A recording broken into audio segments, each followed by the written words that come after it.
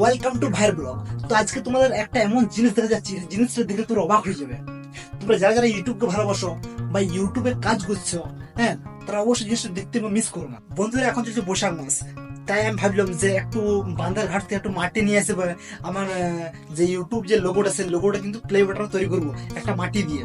হ্যাঁ, যে আমি এই ইউটিউব প্লে বাটনটা কিন্তু প্লে বাটন নয়, যাক ইউটিউব প্লে বাটন যে তৈরি করেছি এটা কিন্তু কালকে করেছি। হ্যাঁ, কালকে করার পরে রোদে দিয়েছি, তারপর কিন্তু আজকে এটা শক্ত হয়ে একদম পুরো রেডি।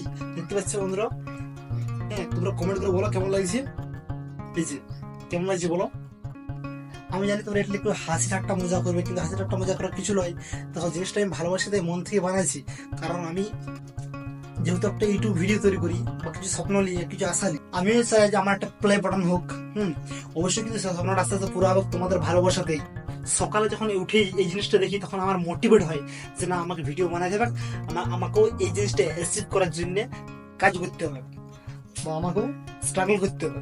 তো আমার এই যে জিনিসটা বানাইছে, এটা তোমাদের কেমন লেগেছে অবশ্যই কমেন্ট করে বলো।